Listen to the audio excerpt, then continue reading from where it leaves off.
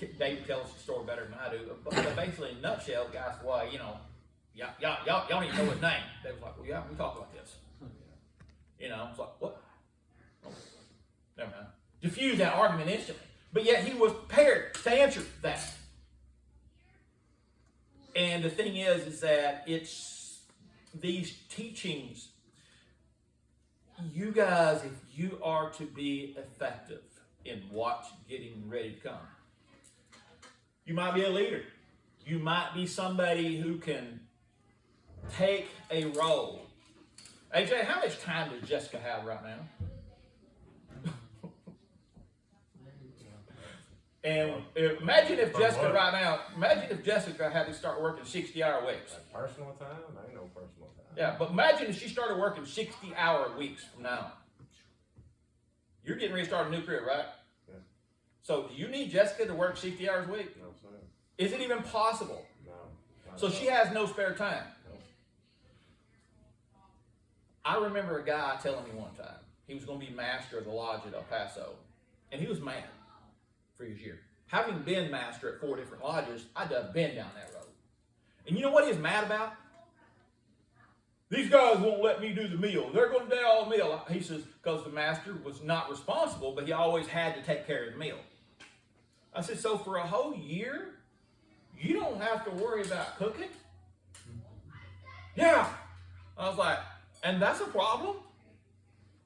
Lance, imagine if you didn't have to worry about cooking for a year. Everything was done for you. As a matter of fact, if you didn't have to worry about preparing a job site, you walked up to the job site and it's ready for you to pour. And somebody would just, hey man, I'll do this for you. And you go, I want to do it. That's my thing. And that's the whole point. That was his area. I want to cook. I said, well, if you want to cook something special, then tell them, talk to them. They're serving. This is where they serve. Let people serve. Quit being a service hog. Let people move in their area. Like AJ's telling me, he said, well, I didn't want, step on my time. I don't care. I'll get folks to what I'm doing, but I want to listen because I want. So the thing is that it's my job to, because you have got to be a leader in your field, or you're a participant in what we're doing. The thing is, man, if you can just be part of it, you ain't got to do it, but you can just help. If somebody would say, hey, I'll go back here and watch these kids for a second, besides leadership. I said, so I had to get you in here. But if somebody who has the desire to help, be part of this thing.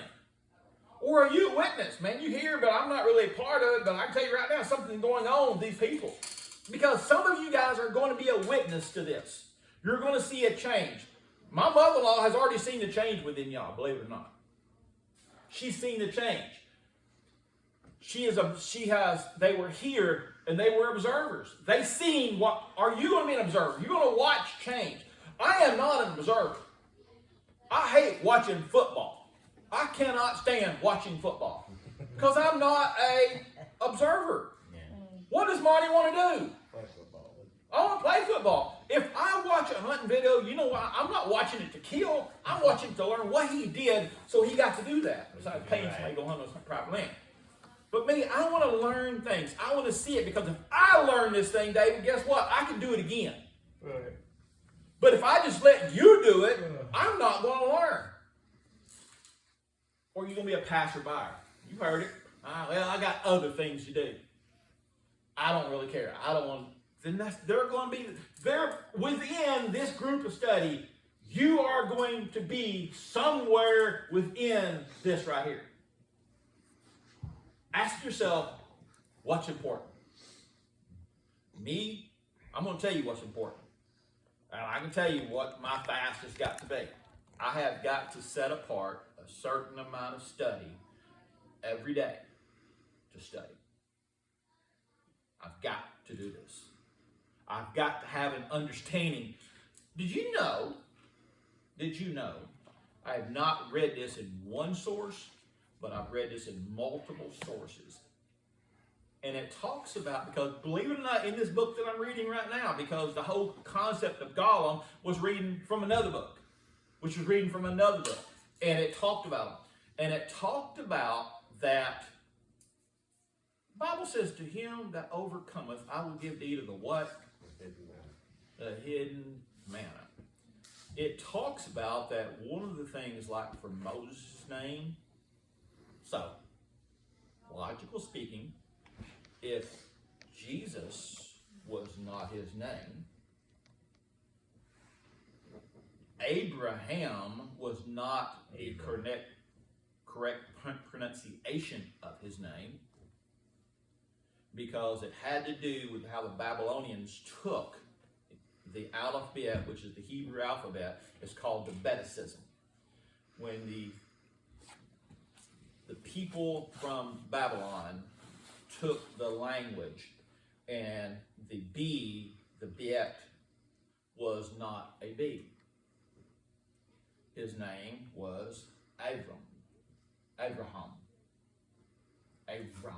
Is the V was a B. The Babylonians Persians changed the V to a B. It's called Beticize or Beticism. And they took the God's alphabet and they made a subtle change to the spelling, believe it or not.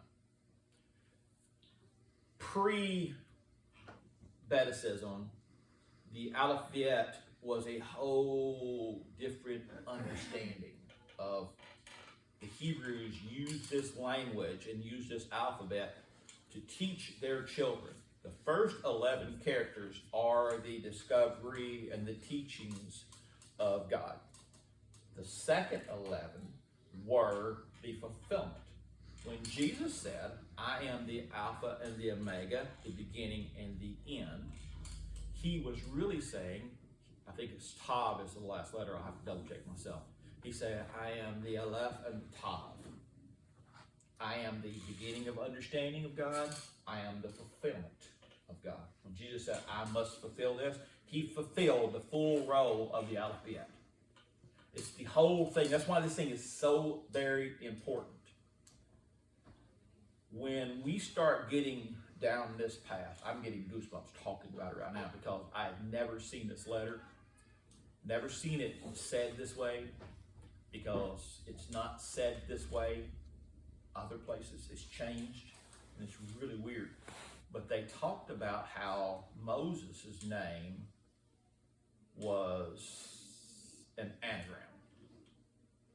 That if you understood, it come off the theory of Pythagoras. You ever hear about Pythagoras?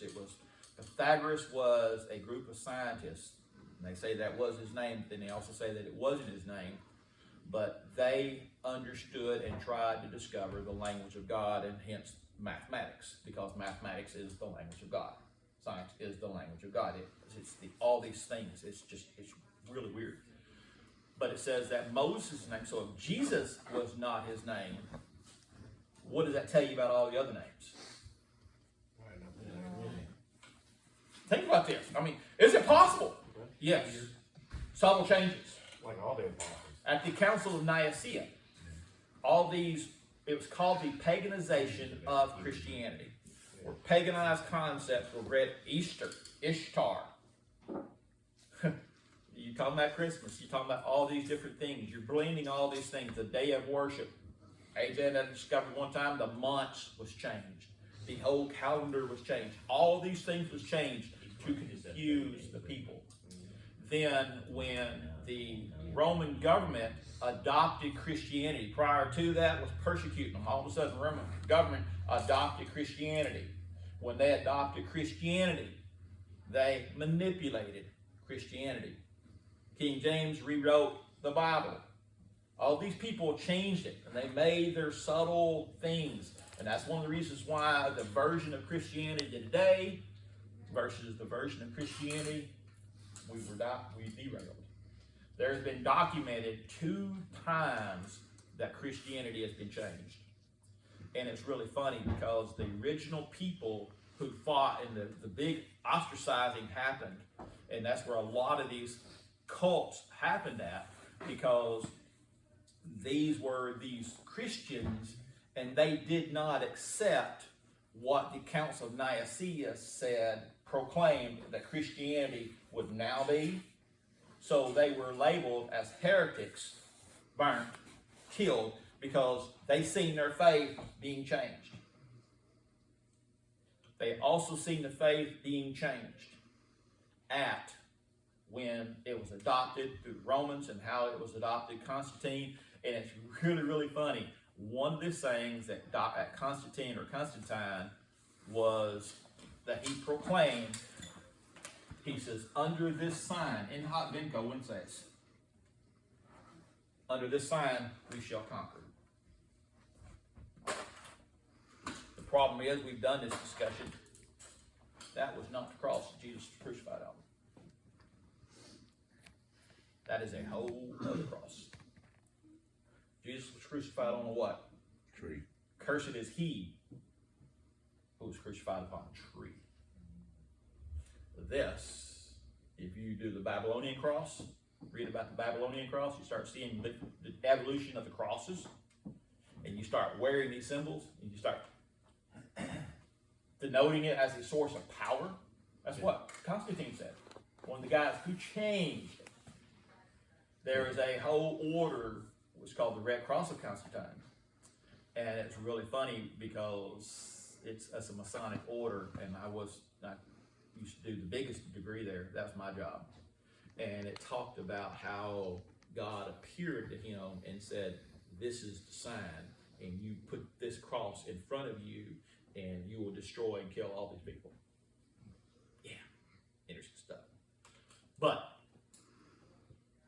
something happened to Christianity. Something changed. There is so many stories, and they talk about the golem, and where the recipe, they said the recipe for the creation of the golem was hidden within the words of the Torah. There are things that are in the Bible that there are words, and then there are, what was the thing that you hear about the Da Vinci Code, right? What was the Da Vinci Code? I never heard about that, have you? Huh? It was a movie, but it was based upon something. It was based upon a book, a Dan Brown book. About the blood of Christ. It's a cloth. It was more than that. It was the code that supposedly Vinci understood and discovered that helped you to read beyond what the words were saying. Yeah. It's a cipher. It has to do with the original name of God. And why that the Jews changed and hid the original name of God. The theory is that they did this so only the elect, the people that they chose, received the name. Everybody else worshiped the false god. They didn't really care. I tell you guys, this is crazy stuff. And you have to understand these things. This is real. This is real. Because, again, go basing upon the, not arguing, but when you tell somebody that Jesus was not his name, it could not have been, and you prove it logically.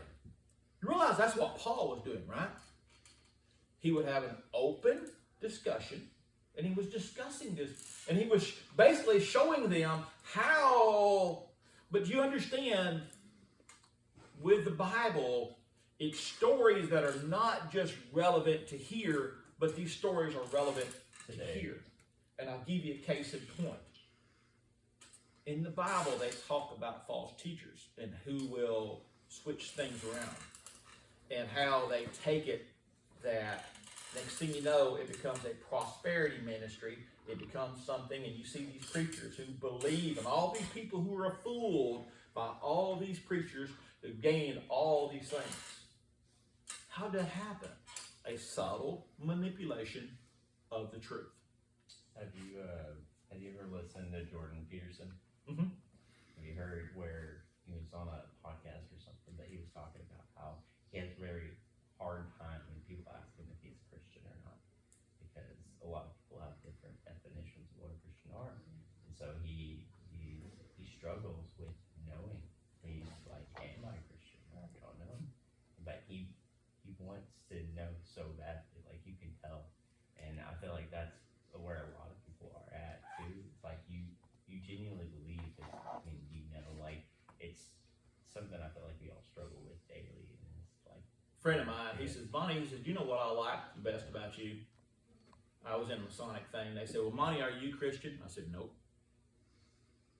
But I want to be. Yeah. I said, because I'm not Christ-like. Yeah. I am not Christ-like. But I want to be. I want to be so bad that I can taste it. Guys, I believe, oh my gosh, I cannot tell you, I was telling Amber this morning, and I was like, I'd never seen it. And it's funny. And I tell you this word. I'm gonna share this word with you.